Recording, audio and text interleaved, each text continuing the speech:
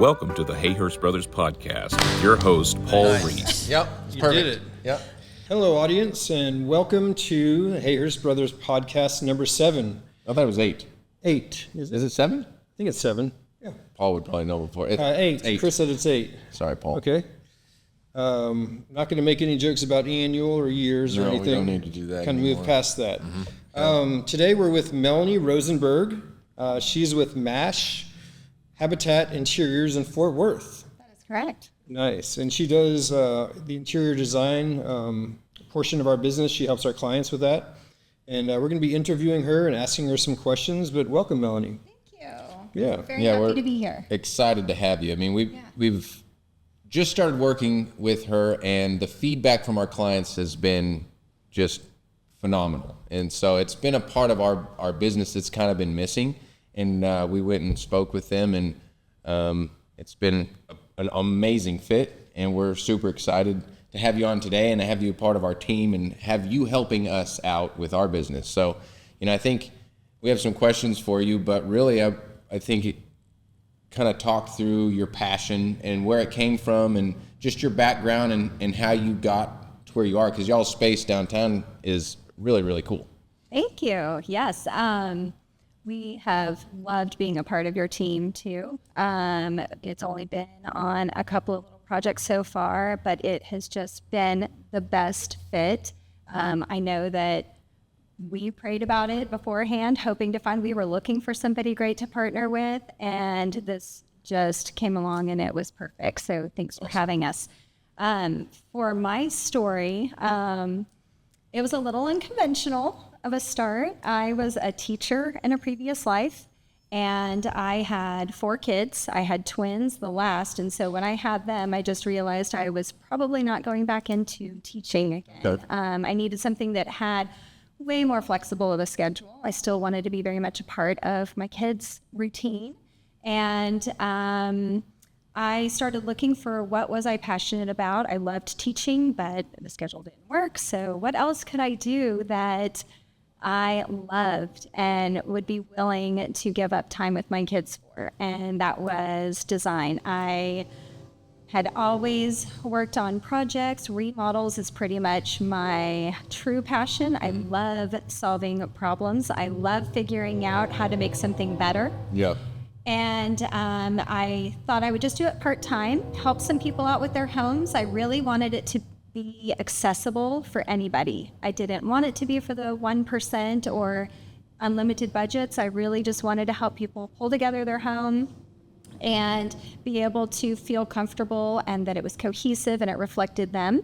And so I started working with clients, and it just never really was part-time. It became full-time pretty much right off the bat. It's awesome. And I've been doing it ever since, and that was back in 2016. Awesome. That's very cool. Yeah, we talked to several interior designers trying to find someone that fit, and we sat down with y'all, and it literally just felt like it fit perfectly. And so we were really excited, and like I said, our clients we're just kind of getting going, but our clients have had rave reviews and super excited. The boards that you guys put together, it's all very professional. It's all very structured, which is awesome. I think that's a part of it that really sets you guys apart too, is the ability to put things together, keep it structured, and keep it very professional with your presentation. That y'all are phenomenal at that.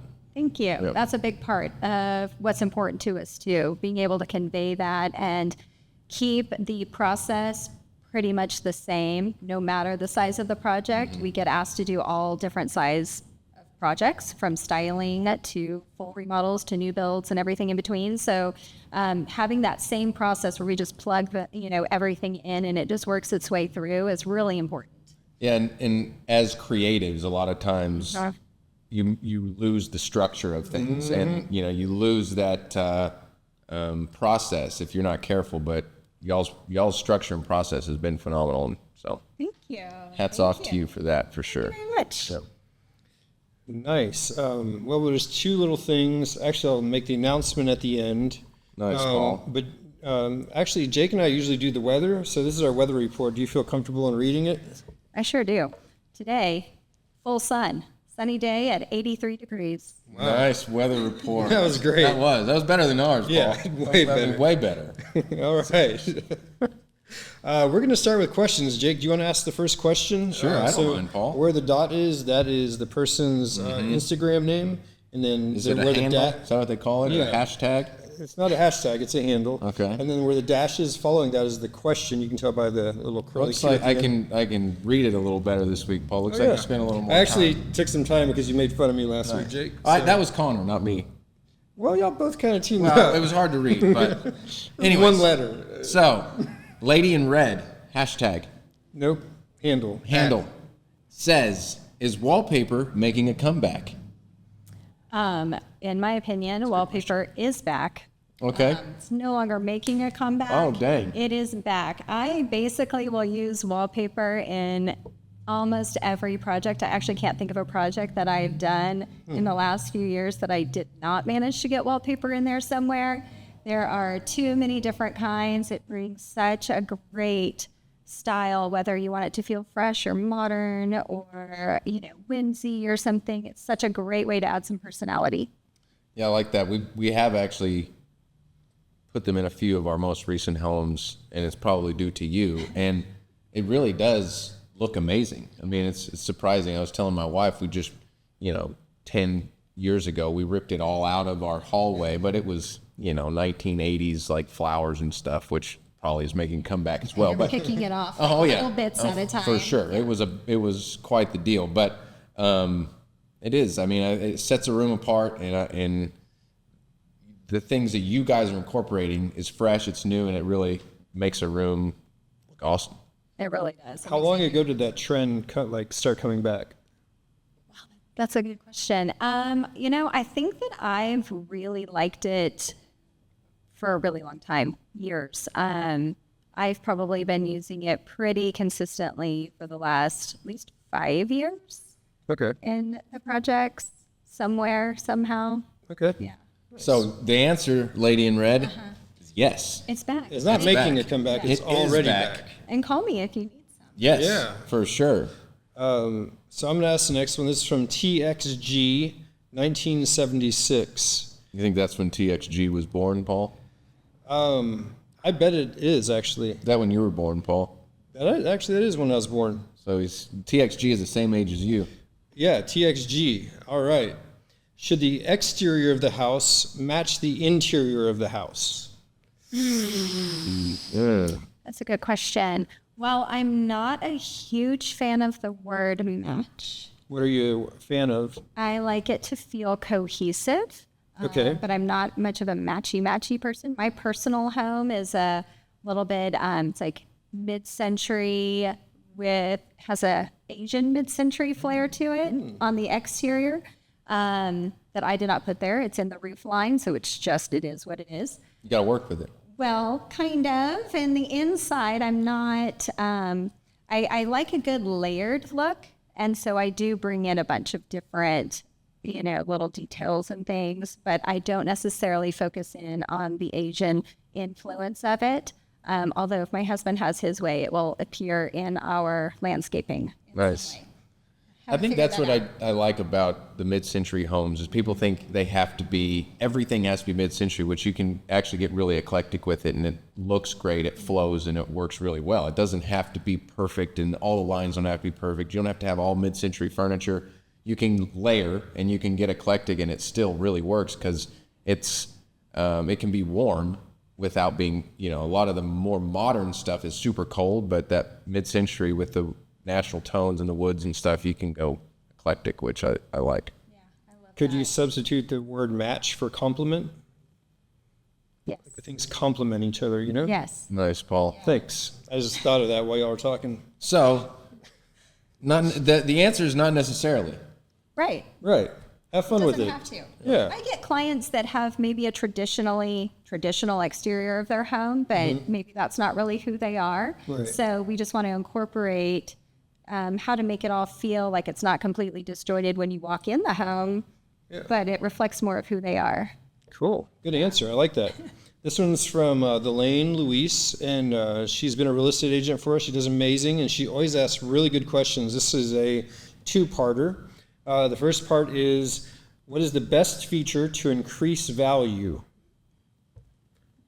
Well, you can't go wrong with updating your kitchen. Okay, I like that. Sometimes it doesn't have to be a full remodel, but making it look like it is timeless is important. And I think that people really look at their kitchen, and if they walk in and it's very dated, they see that they have a lot of work that they are going to have to do if they buy that home. That's a good answer. I wouldn't have thought that answer. But I think, do you think that that is a female perspective? Like when a female goes into the house, or do you feel like it's both male and female? Well, I don't know. Being female, that's kind of where I went. Yeah. But you would have, maybe you can answer that. Would you, if you walked into I think I would pay attention if they're like 90s cabinets. Like that would bother me. But Right. other and yellowish, old yellowish things. I think there's certain Right. things that everybody probably universal. notices. Yeah. Yeah, I would agree with that. Yeah. Updating the kitchen. And like I said, you don't have to do a full gut. I mean, even paint and countertops or something like that goes a long way. as opposed to- Backsplash, Yeah. cabinet hardware, your light fixtures. You can reface the doors and just Yeah. keep your cabinets. Keep the cabinets. face Yep, there, that's but- exactly right. Good answer. We're going to move into the second part. What is the most overrated feature that clients want? That's a good question. Are you trying to think of what a client not to offend if they're Maybe. I would say anything trendy, I think, is overrated. Let's see, that's why we like them. Yeah. Paul, 'cause we Jake don't do always trends. says that. We don't I do don't- I don't trends. do We're trends. timeless. Try to be- yeah. yeah. Trendy, put that in your accents and your decor maybe, but you don't really want to go full in with trendy, or it will completely date your home the moment you're kind of done. Yeah, I with mean, it. a And couple that of trend- years, you're having to redo it again. Absolutely. So, You and Jake have said the exact same thing at different times. I'm hearing it now. see, Yeah. it's a It's perfect important. fit. Yeah, it's a good Right. fit. Yeah. I like it. Page. Jake, you want to take the next one? This one is, we're on that one. Modern living. They took the G off probably They because did. it was taken. It was probably taken. So, modern living. What are your favorite brands for appliances? Oh, well, I am really liking Jenner right now. Have a really good look, pretty good performance. One of my favorite brands is probably the Thermador line. Oh, yeah. I love how they cook. So anything. And they're clean. They're clean, Simple. Crisp. and they just do cooking is just really great with them, performance-wise. Excellent. Okay. Jenner and Thermador. Thermador. How about you, Jake? Do you want to answer that? I mean, if I had my druthers, Yeah. if money's not an option, Talk to me. I would like Gaggenau. If I built a house, which someday I will, but I have to have a really high budget. But I do like It's just the same line, right. It's Yeah. the Bosch, Thermador, Gaggenau Yep. line. So Yep. yeah, they're all great. See, we said the same thing, Yeah, we but did. just in a different way. That's right. I like it. All right. So this is just 3 homes.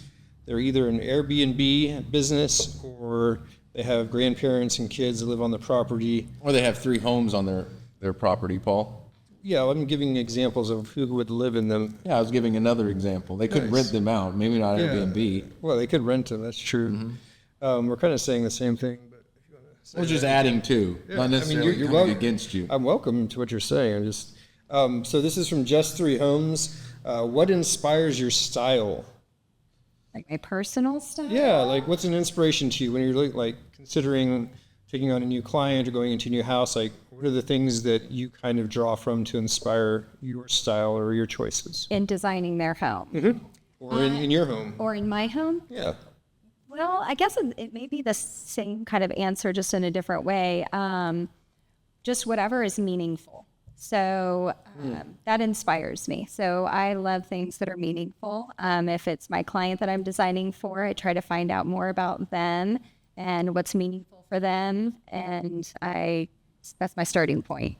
I think that's another thing we really liked about you guys is you're not a one-trick pony. You know, it's not, everything doesn't look the same. We build a lot of different styles of homes, and every client is very different. So you guys you do really well at taking in who the client is and what their style is and what they're wanting, instead of just doing the same thing over and over. Because I think that's, a lot of times you can get into a rut to where you're just doing the same thing in a different home, and it's you're gonna, it's quicker that way. But you guys take the time to really get to know the person, get to know their project, and very specific on what they're wanting and what the house needs. I think that's pretty unique. Y'all do a great job at that. Thank you. That's at the heart of what we do. I was very surprised by your answer, because I thought you were going to say, like, I went to San Francisco once and then I saw this building, or I went through these trees and made me smell this thing and I saw the colors. But you just said... That's how you would say it. I'm just saying, that's what I was imagining that the answer was going to be. And the fact she said meaningful was like really, really a good, like it's the best answer you could have. Right. And it's solid. I like it. Jake, you're next up. Okay, let me see. We just did just 3 homes. Mm-hmm. CBC3. Sounds like a Star Wars name. Is that from Star Wars? Yeah, I love Star Wars. That's Star Trek. CBC3. What is your design process like for a new client?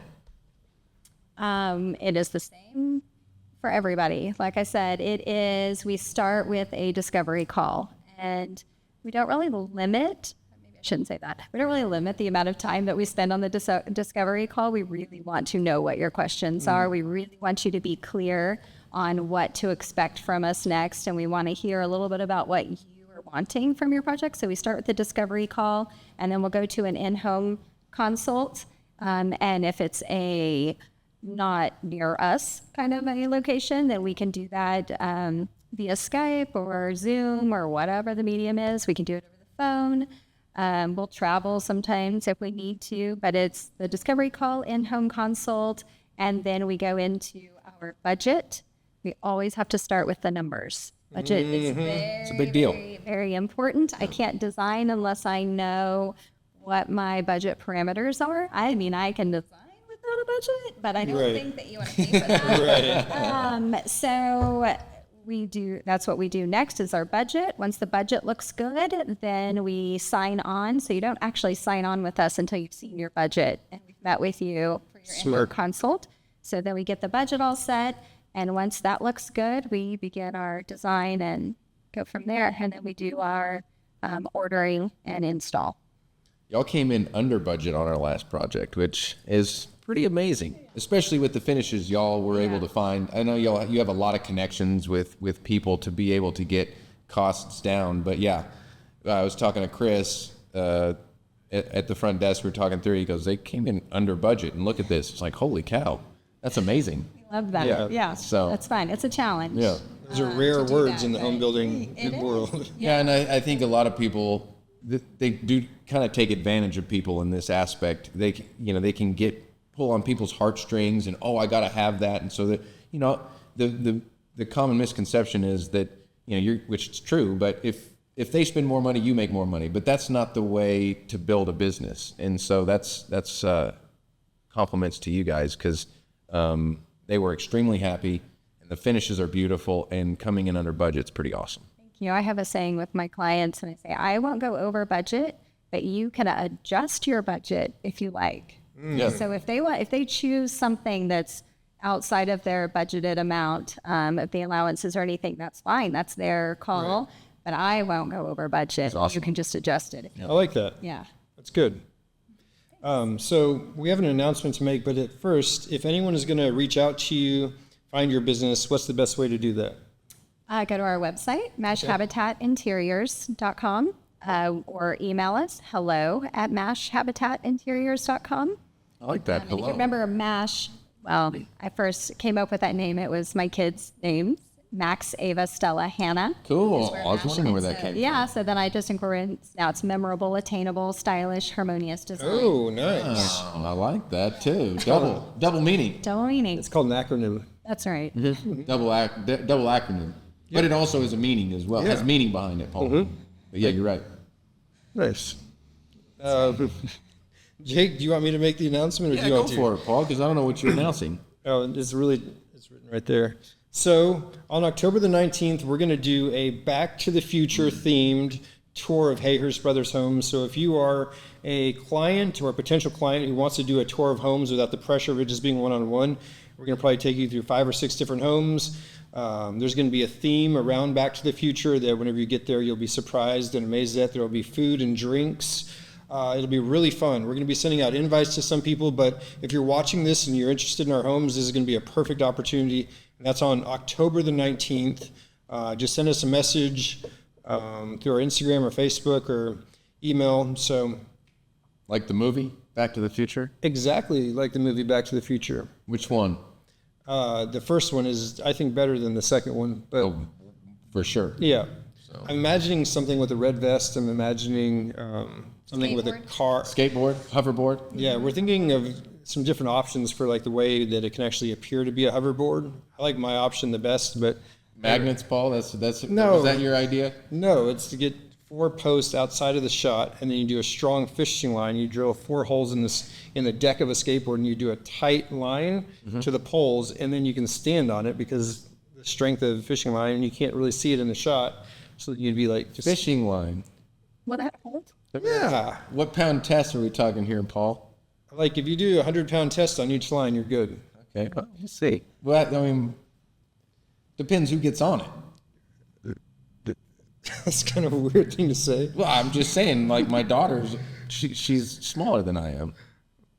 Let's move on to.